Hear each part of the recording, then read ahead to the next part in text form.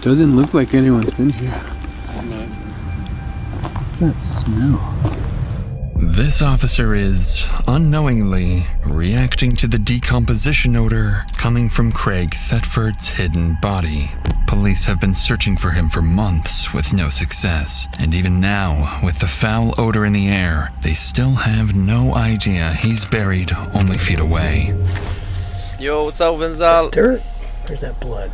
This is the only way I've been able to have any communication with you, and I don't even know if it's him. I wouldn't even know where to start looking. There's some weird going on. Whoever killed Craig covered their tracks meticulously, using chemicals to mask the odor, disabling security cameras, and hiding in plain sight. Someone's already And dead. while detectives spend months trying to figure out where Craig went, the suspected killer quietly continues spending Craig's money, allegedly buying houses, cars, and crafting a plan to ensure they are never found. Holy smokes. Well, I want to say something else, but I don't want to implicate her. You need to say it. You might start looking in the Caribbean. Police department! Sheriff's office, your soul!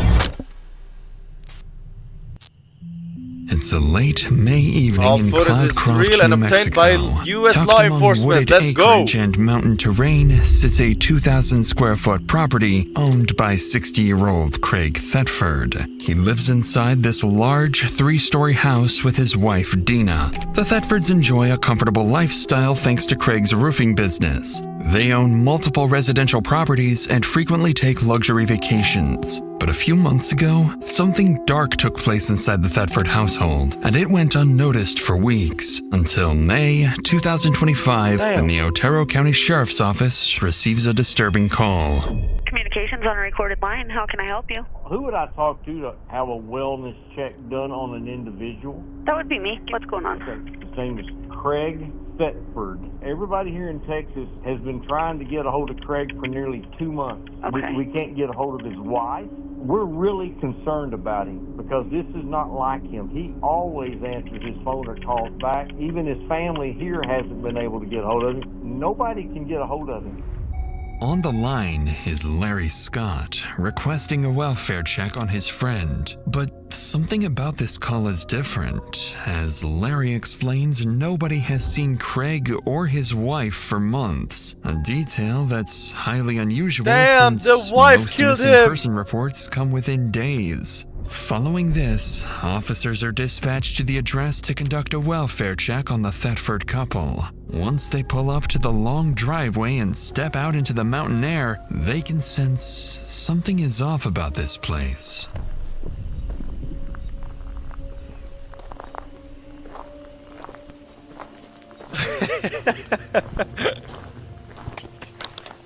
I'm staying single for life.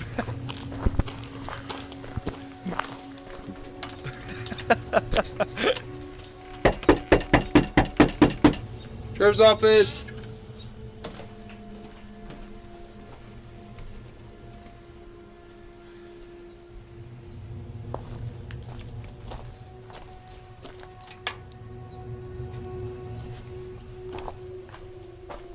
Can you see anything through the windows?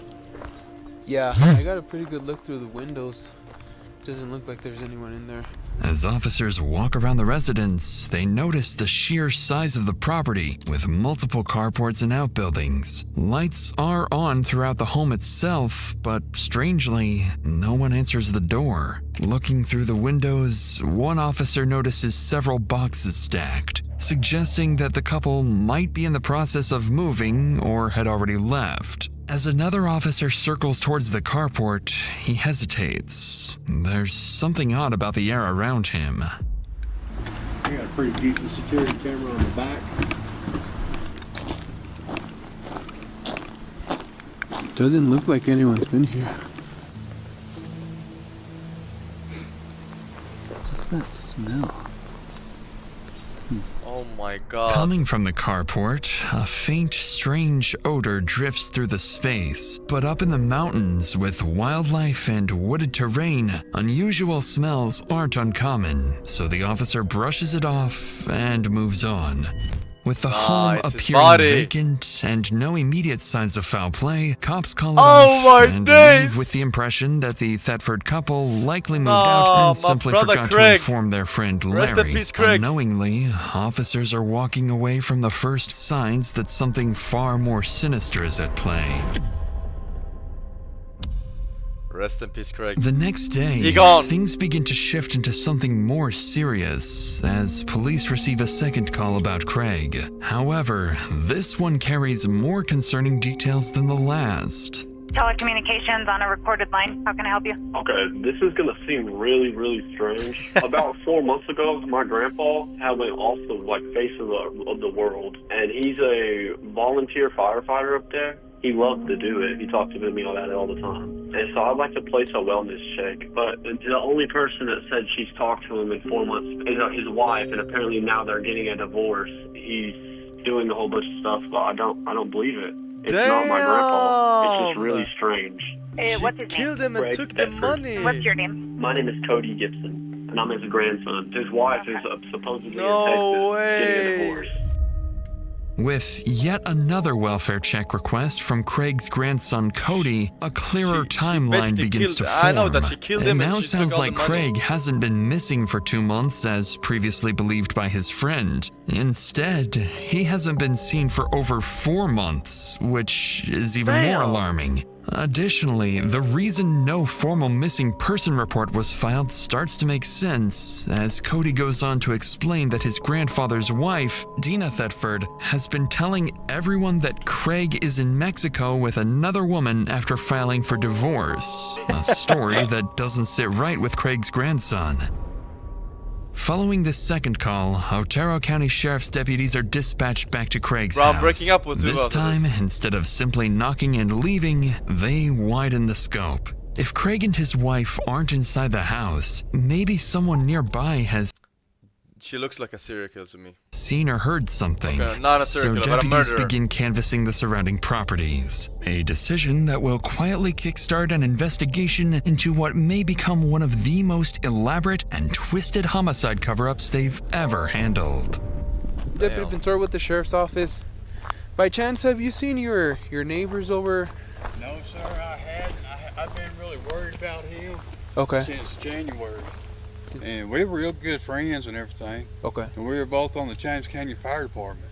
Mm-hmm. And then come January, there was just no contact. No contact at all. Come January. I got him. I was on the James Canyon Fire Department there for about 5.5 years. Mm-hmm. And when he moved up here, I talked him into it.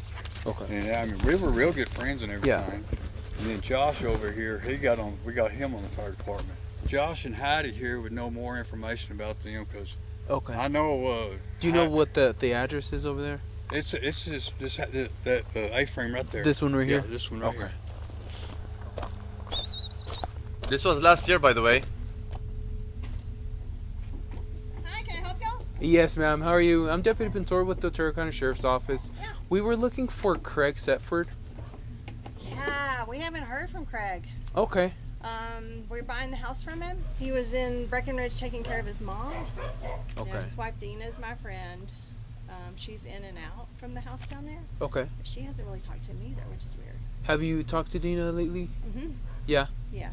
And have you asked her anything about like Craig, how he's doing or anything She like that? doesn't. From what she's telling me, she's not talking to him either. She's not. Oh, okay. Yeah. So are they like not together right now? I think they're splitting up. Gotcha. Okay. I'm pretty Okay. sure that's what's happening. And when was the last time you saw Dina here in the area? It's probably been about 3 weeks now. About 3 weeks. Yeah. As far as Heidi knows, Craig and Dina are in the middle of separating, with Craig supposedly staying at his mother's house in Texas. That explanation doesn't match what Dina told Craig's grandson Cody, who was under the impression that his grandfather went to Mexico after filing for divorce. grandson, To right? investigate further, the deputy asks Heidi for Dina's phone number and tries calling her. But worryingly, it goes straight to voicemail. With no immediate leads, officers return to the station. Before Deputy Pinter can relay his findings to detectives, his phone starts ringing. Interestingly, the caller is one of the Thetfords. Hello? Hi, I missed a phone call. Yes, ma'am. That's How are Dina? you? This is Deputy Pintor calling from the Otero County Sheriff's Office. I was calling in reference to your husband, Craig. It seems that he hasn't been in contact with a lot of his family and some of his friends. Right, yeah. We have been separated, and I recently filed for divorce. He's involved with someone else, and currently he's in Mexico. And when was the last time you saw him or spoke to him? Before he left. Would you have an estimate, like, was it like 1 week, 2 weeks? First of the month? First of the month. And you saw him in person, correct? Yes, Okay. he was packing, yes. Where was this at? Was this at your residence on Heatherway? Yes, he has moved out. And where are you currently staying at? I'm at my mom's in Texas, Seymour, Texas. Yeah. Well, I guess let me ask you, are you going to permanently be staying at Seymour, Texas? No? Okay. Until I see what happens in the divorce, I'm going to ask for the property. Okay. I mean, I don't think he's missing.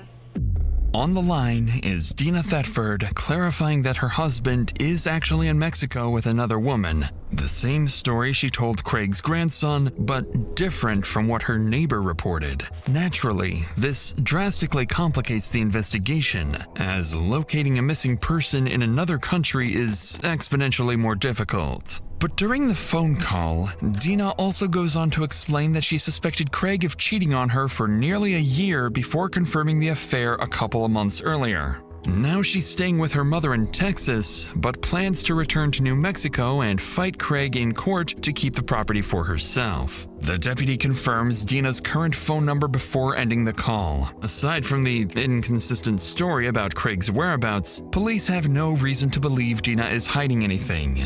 But that is about to change. I tried to warn Craig. She did state if I could kill Craig and get away with it, I'd do it. My mom is crazy. Like, she's tried to kill me before. Damn. In the days that follow, Craig Thetford is officially entered into the FBI database as a missing person, and the case is assigned to Detective Bobby Curtis with the district's Major Crimes Unit. As Curtis begins digging into the couple's background, one detail immediately stands out. Craig is Dina's fourth husband. She had already been married 3 times before, and those relationships seemingly ended under troubling circumstances. So Curtis decides to call the people who might know Dina best, her ex-husbands. And what she's about to hear may not just explain where Craig is, but also what really happened to him. I got a voicemail from you about an hour ago, I guess. I was calling to see if you had a minute to talk to me about Dina. I was married to her 30 years ago. I called her demon-possessed one time and about drove her crazy. I was told there was possibly a time when she had tried to run you over with her car.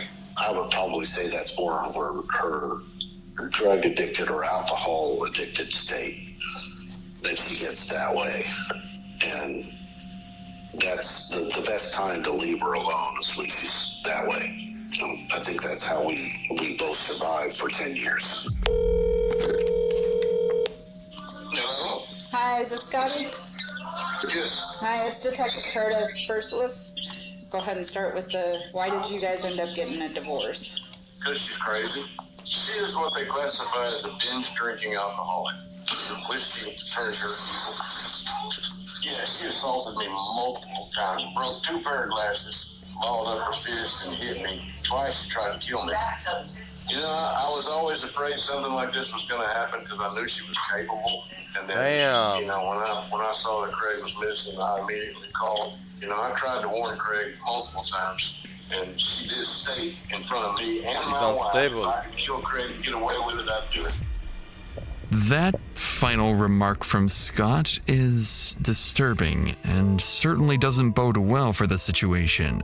Following these statements from Dina's ex-husbands, Detective Curtis decides to dig further into Scott's claims. Turns out, Dina worked as a correctional officer for nearly 8 years in the early 2000s. Then, in 2008, according to Scott, Dina was arrested for allegedly trying to stab him while intoxicated, an incident that reportedly landed her in jail overnight. After that, the couple briefly reconciled, but in 2010, Scott also alleged that Dina found his pistol and chased him while pulling the trigger, though the gun was not loaded and he survived. As Curtis continues reviewing the reports, she notices that at various points over the years, Dina's daughter Leslie had lived with her and Craig. So one of Curtis's co-investigators reaches out to Leslie to gain insights into what was happening inside that house. When he finally gets her on the phone, she shares some startling information about her mother.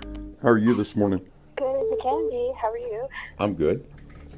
So, whenever you were living at the house, Leslie, was there domestic violence going on in the house? Did your mom and dad fight? Yeah, all the time. My mom is crazy. My mom is so crazy. Like, she's tried to kill me before.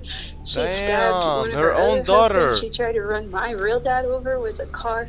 She had my sister hogtied and thrown in a car and, like, shipped off one time. So, was your mom to you? Yep, to everyone, pretty much. I always thought she was, like, possessed, like, demonic. Like, it was so evil that, like, I just couldn't even believe, like, it was real. Okay. At the time that you were there at the house, did your mom and dad drink or use drugs? Either one of them? Yeah, she's an alcoholic. She's always been. She also does other drugs, and I think she might have poisoned him or been trying to poison him or something, like messing with his medication or something. Needless to say, things are starting to crazy! sound grim. There are now 2 separate people alleging that Craig may be dead and that Dina could somehow be involved. With this troubling development in mind, Detective Curtis moves on to review the couple's recent financial activity, and this is where things become very peculiar. In the last 4 months, Dina appears to have spent hundreds of thousands of dollars, including a new house and a new car, while also potentially helping fund her son's new business. With all these findings combined and Dina's shifting story, investigators begin to suspect they may be dealing with something far more serious than a missing person case, and the possibility of a concealed homicide now sits squarely on the table. But in the middle of trying to piece together what really happened to Craig, detectives receive a tip that his wife Dina has returned home and is acting as if nothing ever happened. Somebody's home.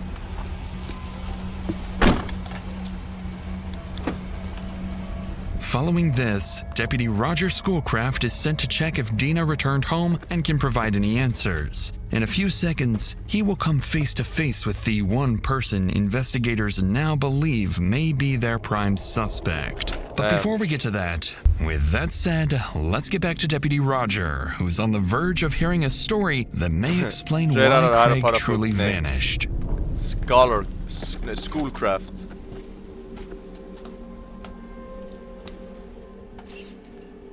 Hi, good morning. Dina? Yes. Hi. Good morning, good morning. I'm Roger. Hey, I'm doing some I'm Roger, I'm sorry. Roger Schoolcraft. Dina? Yes, I think we met at a football game. Probably did. I'm trying to do some follow-up on Craig. And I thought maybe I could meet with you and maybe you could try to kind of help me, give me some information. And can we sit somewhere? Or? All right. Kind of chilly. I know. Okay, well, obviously we got some calls because people haven't been hearing from her or anything, so you being the wife, you might be able to help me. Well, it's his mom. I talked to his mom. Oh, really? So you guys aren't? No, we have been having some issues. Okay. I guess you would say we're separated. This is a liar. How long's that been going on? She's a liar. Nothing's legal yet. We just haven't been spending any time together since at least February. Early February, late February? Late February, or mid-February. Since mid-February. Things weren't working out, so you left, he left, how did that? He left. He told me, well, he first went to Texas because said he needed to go help his mom. So he left here to go help his mom? That was what he said, yes. I've never really had any reason not believe what he said. And that was like the second week of February? You'll have to bear with me because I don't keep track of time. Even though Dina doesn't keep track of time, she does seem to keep track of other things, like the details surrounding Craig's disappearance. Within just a few minutes of their conversation, Deputy Roger notices that Dina slightly adjusts her explanation about Craig's whereabouts, now claiming that he simply told her what he was doing, and she had no reason not to believe him. But as the pair continue rehashing the details, Dina begins to visibly sense that Deputy Roger isn't convinced. She appears to have no idea of the amount of suspicion that's been mounting against her. In reality, Dina is well prepared for this moment because she's about to present what she believes is concrete proof to validate her story and put an end to the growing suspicion around her. I've never had a reason to doubt it, but now I do. I mean, I think that he has hooked up with some youngsters that are doing these classes, and I think he's reliving his youth, and he's ready for me to get out of the picture. But where would he be doing that? Bro, if I was the cop, I would when she's trying to speak and I ask her a question, she said, "I don't know where it is," and I would have done this. Like, I would have done this. You don't know where it is? Where were you last night? February, huh? You haven't seen us since February? I don't believe it. I don't believe it. I don't believe it. Mexico, I guess. Mexico. But when I would come home, I mean, he's been here. It got to the point where he would just leave me a note, like that one over there.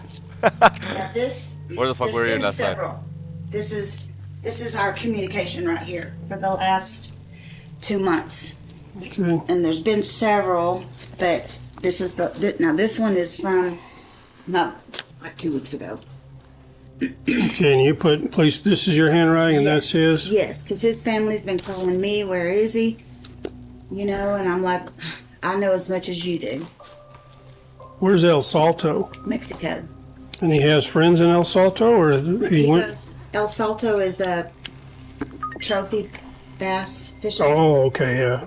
I'm a big bass fisherman too. I think this would make like the 3rd time he's been there.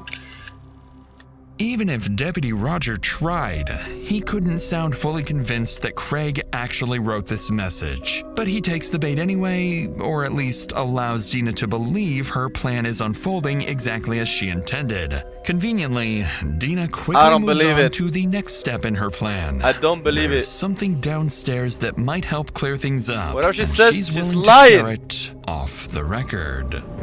Can I say something off the record? Sure.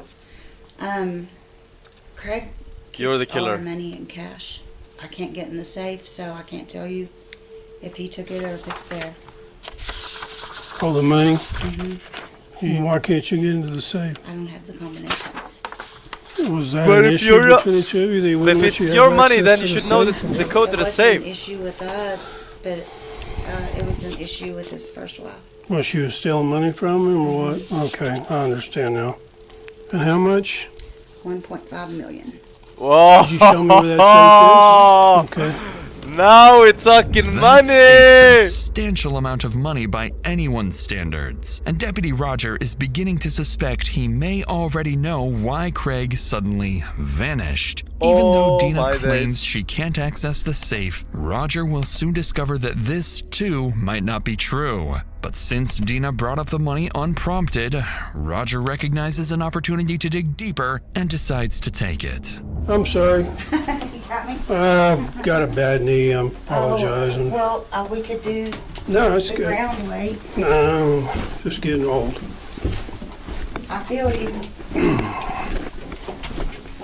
Holy smokes. Big house. Yeah, it is. Too big for two people. It's way too big. This is the bottom floor here? Or? Yes. Okay. I'm sorry. Oh, that's cool. Right? Huh. Yeah, good Lord. That cost a penny. Yeah, that was my bro was present. rich. Now I don't know if I get to keep it. Yeah. This one and this one. Oh, there's two of them. Yeah. So you don't have the combination for either safe? No. No, I just. You didn't keep it written down anywhere, or you don't know? Okay. As Roger checks the safe, he has no idea that he is standing in the very spot where Craig's body remained for days before it was eventually moved and hidden. None of that is apparent in this moment, so the two head back upstairs after taking a quick look. By this point, Roger feels he's heard what he came for and then some. But before leaving, he decides to share a small surprise he's been holding back. Have you been married before too? Or? Oh gosh, yes. Okay. Oh gosh, yes. Yes. Why do you say that? Well, because it seemed to be a regular occurrence. Oh, I'm sorry. No, it's. I make it a joke. Yeah, I mean, it took me a long time to figure out I'm the common denominator. Mm-hmm. So. How many times were you married? He is my fourth. Your fourth, okay. Yes. I don't know, just a little history of me. I'm actually a retired police officer.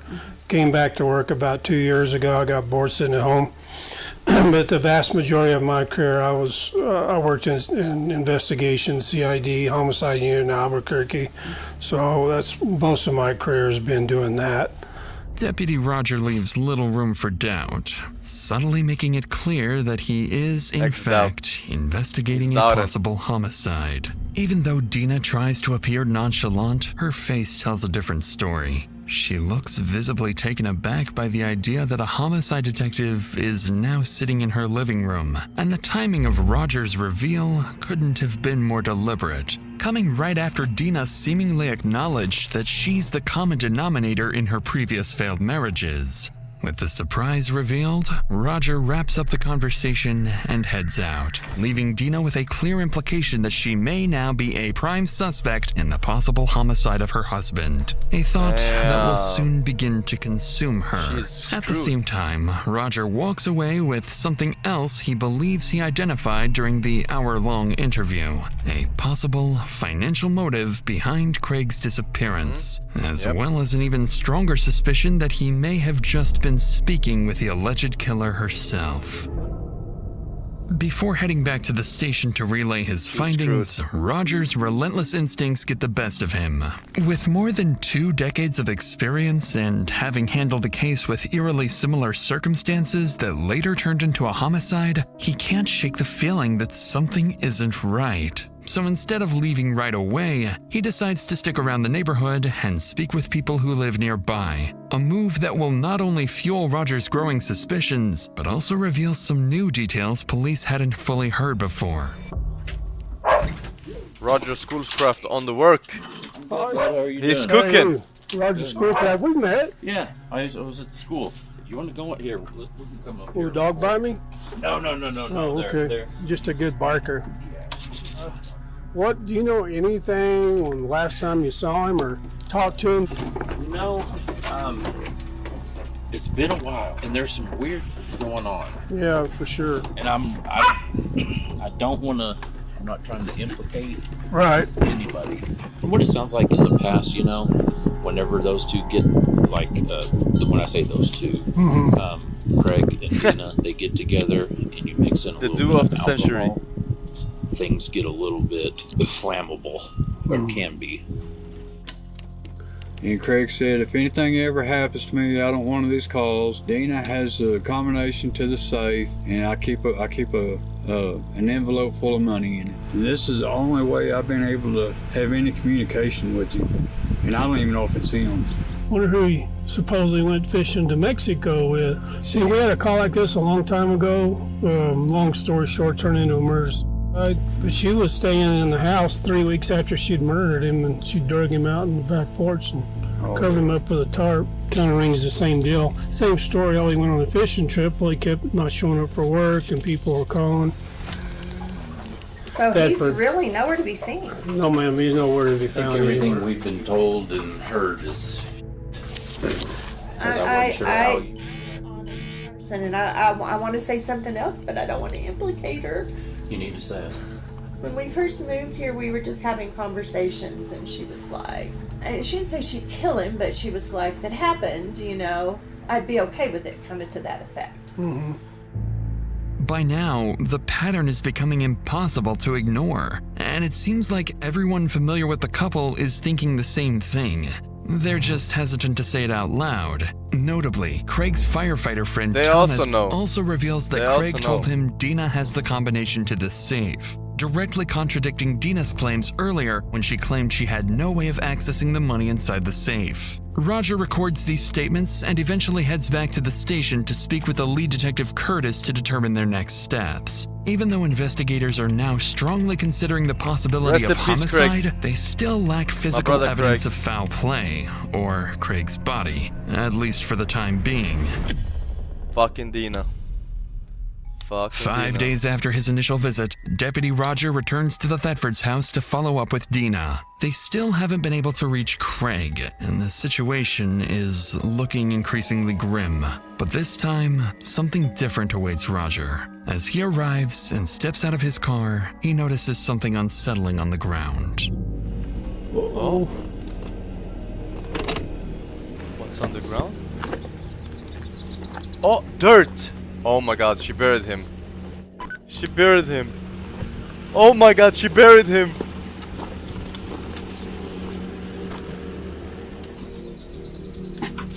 Good morning. Come on in. How are you?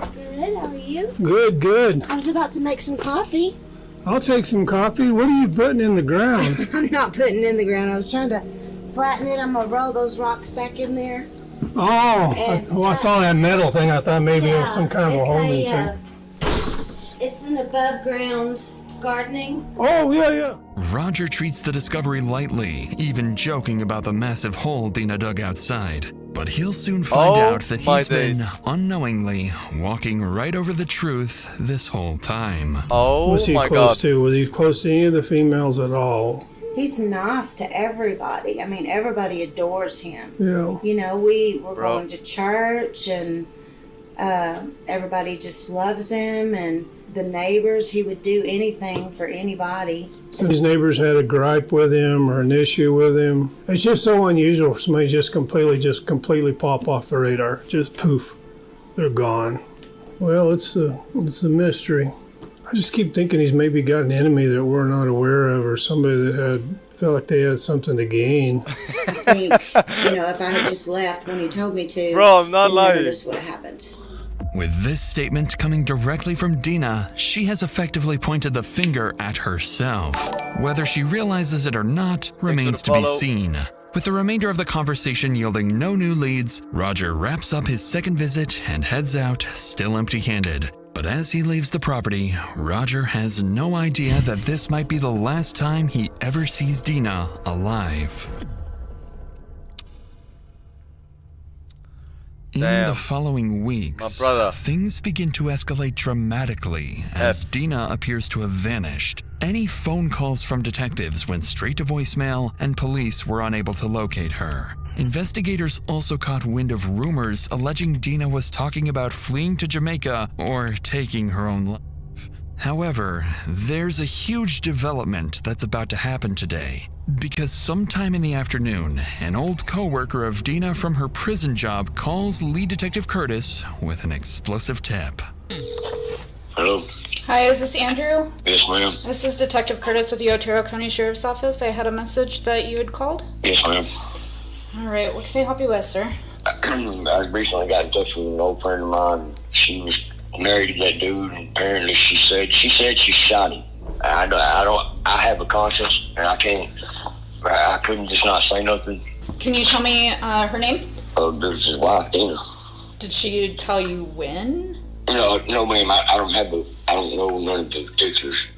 What everyone has been anticipating this entire time has finally come to fruition. Seemingly straight from Dina herself, according to her old friend Andrew. However, without a body or hard evidence, Detective Curtis can't obtain an arrest warrant or press any charges. But not long after this call, another development takes place. This time, police catch wind that Dina was at her mother's house in Texas and attempted to take her own life. Detective Curtis realizes how quickly and dangerously the situation is escalating. If Dina manages to flee, or worse yet, takes life, they may never find Craig's body, and the case is doomed to go cold. With that possibility looming over the case, So is it Curtis confirmed now? decides to act fast. She obtains a search warrant for Craig's house and begins coordinating with the Major Crimes Unit to execute the search, find Dina, and, more importantly, uncover Craig's body. As coordination is underway, Curtis sends a group of detectives and heads out to Dina's mother's residence. She needs to figure out why Dina is trying to harm herself. So watch this stupid ticket stuck in your head. Hi, Mary. I'm Detective Curtis with the Sheriff's Office in New Mexico. Is it okay if I come in? Sure. I understand that these guys updated you on why we're all here. Yes. Okay. We're hoping that maybe we could talk to you a little bit about everything that's going on, if that's all right. Dina tried to take her. Did Dina tell you why she wanted to take her? No. No? Did she have a method she was planning on using? I don't know. She didn't say that. I knew she was real depressed. But I didn't expect any of this. About how long has she been back here? She started coming back off and on. I think it was maybe, I'm not sure. Dina's mother is visibly shaken by the thought of her daughter harming herself, but she can't explain why Dina would take such drastic action. Detective Curtis wraps up the interview and gathers possible addresses for Dina's acquaintances, hotels, and hospitals where she might be. They need to find her before she can do something irreversible. Hours later, back in New Mexico, the Major Crimes Unit is briefed and the coordination is in full effect. Detective Curtis and Deputy Roger, along with a group of officers, make their way to the Thetford property, hoping to find at least one of the two alive.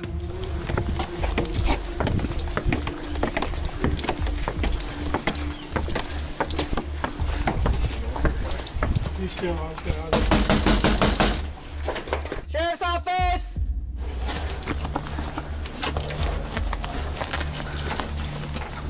Is there a code spot? No. Let me check these other doors. No. This one's already been forced. It's already been what? Huh.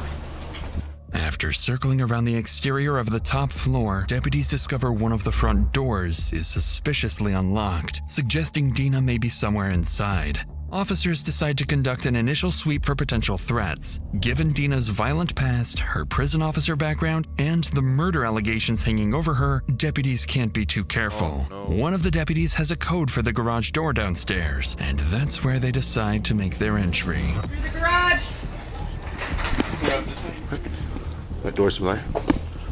Sheriff's Office!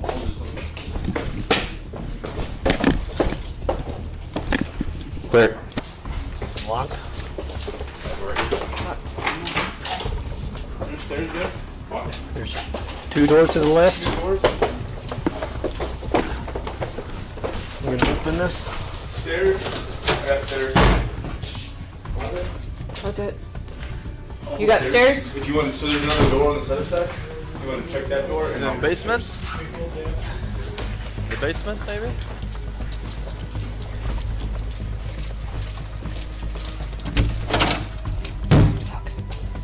Oh shit. Oh. I got another door. Kick it! Kick it! Oh shit, that's I got another door. another door. Oh, blue. Good? Yep. Back around. After clearing the basement, officers spot Craig's safe that's supposedly holding $1.5 million in savings. A locksmith quickly gets to work on unlocking the safe, while deputies head upstairs to continue sweeping the Imagine you house, saved where all they'll this soon money find just for their some first clues of dumbass foul to play. take it all from you. Wow. Sad.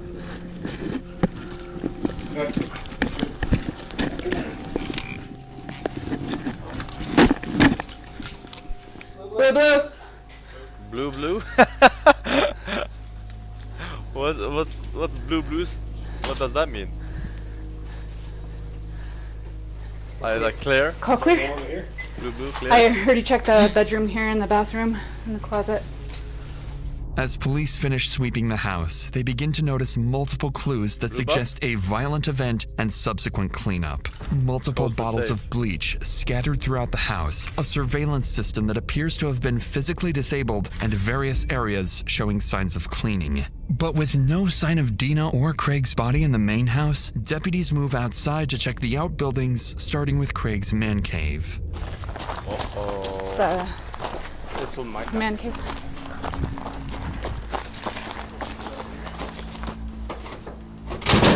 Good job, gentlemen.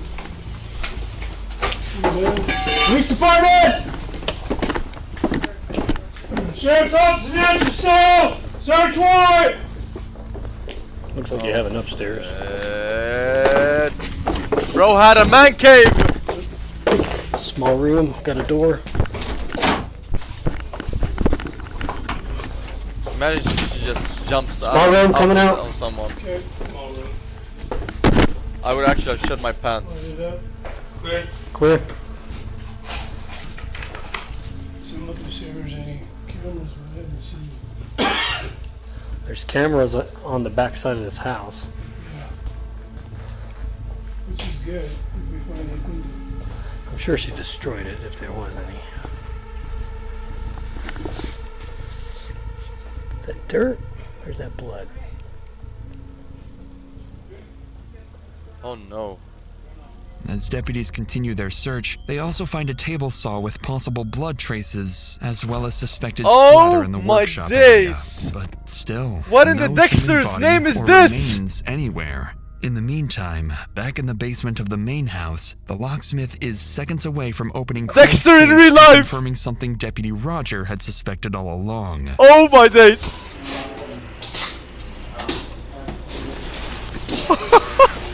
Let me get a photographer over Where do here. you guys want us? Over Just- here in the corner? On camera. We can get out of here for a minute if you'd like. No, you're good. We're good. Bunch of ammo. Rifle, pistol. Yo, I have it all. Holy smokes. Kimber is missing. I don't want to destroy this. Not gonna steal them, man. Looks like it was pretty good. Money! 4,200? Okay. She missed it. Yeah. 10,000, 4,200, 70,000. 84,200 right here. The total amount Deputy Roger counts is far less than the $1.5 million Deanna had told him was inside just a few weeks ago. The missing money further supports investigators' speculations that Craig's been dead for a while, and that his wife has been burning through his money. The area is vast, and if Craig had been buried somewhere beyond the property, money's finding gone. him could take months or longer. What officers don't yet realize is that Craig's body has been hidden in plain sight the entire time. Hey, thanks for the follow. As the search continues, a Wait, what did it detective say? back at the police station gets a call from someone all is it, too 10 familiar minutes? with Dina, her daughter, Leslie. What officers don't yet realize is that Craig's body has been hidden in plain sight the entire time. Until body is discovered. 10 minutes!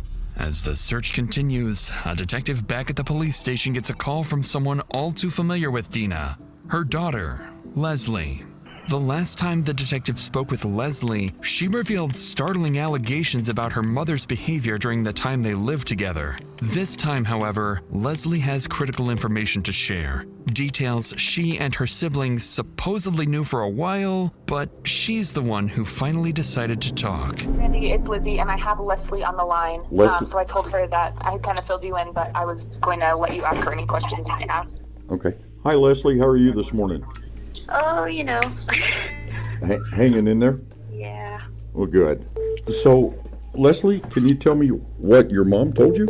It was just like everyone was being so weird, and I knew something was going on, but nobody would tell me anything. Well, long story short, she said she was gonna, and then she came to see me one last time, and she wanted to see my son, her grandson, one last time, and then she told me what happened. What did she tell you happened? that Craig pushed her down the stairs and she shot him, and What? he fell into the pool room. She left him laying there on the floor for like a day, 2 days and a half, and then What? she wrapped him up, I don't know, rug, plastic wrap and stuff, and then they tied that up. And this with the information tractor, comes now? And they moved him with the tractor to the carport. Did And you? there's 2 carports over there, and I kind of have the feeling that he's probably in the one by the bunkhouse where he What? used to park, like underneath the tractor, or like something parked on top of him. Like it might be like they might have dug like a little hole or something. It's like a hidden in plain sight type of thing. So why do you think your mom called you? Well, I was the last one to find out. My other siblings had already known for a long time. What? She said she wanted to like unburden herself. All my siblings and everybody was like acting so weird. Then my sister was crying and everything, and she asked me to come to her house to see her. So I went to her house. But- and then after I got back from there, like everyone cut contact off with me, and I haven't talked to them since then. And just like that, But wait, she Leslie seemingly knew that he was dead all this time, but she never told the cops. But until now, cracks the case, giving investigators the breakthrough they've been looking for. What? The deputies back at the residence are informed that Craig's body is hidden on the property. Based on Leslie's tip, they move to conduct a thorough search of the detached metal carport But they west never of the told house, her. where investigators will discover that the truth has been hidden in plain sight all along. In the carport, next to the tractor, officers spot a large pile of cardboard boxes, Oh my rugs, soil God. bags, and other items stacked to hide something underneath. As they clear the No pile, way. black plastic sheets become visible. Oh my God, and inside, Dexter. they discover a human body concealed beneath materials to hide the foul odor. After transporting the body for an autopsy, doctors estimate it has been deceased for weeks to Oh months, my consistent days. with a January killing. 3 or 4 gunshot wounds are found on the left side, including one through the heart, classifying the death as homicide. After using fingerprints, the body is positively identified as Damn. Craig Thetford. Rest With in this peace. tragic discovery, an arrest warrant is officially issued for Dina, Wife. and multiple units in both New Mexico and Texas are informed to be on the lookout for her. A few hours into the F. search, officers in Texas receive information from Dina's mother, Mary. She tells them that Dina is at Red River Hospital. Officers quickly arrive at the hospital where they find Dina alive and unharmed. She's taken into custody without incident. Man, As she's sentence transported to her the station for questioning, for life. Dina remains calm and cordial, almost as if she's been expecting this moment for months. Detective Curtis now has a body and what she believes enough evidence to pursue homicide charges. But there's one final question she doesn't have an answer to yet. Why was Craig truly killed? William Lindowski, with the District Attorney's Office out of New Mexico. Sorry. I'm Detective Curtis with the Otero County Sheriff's Office.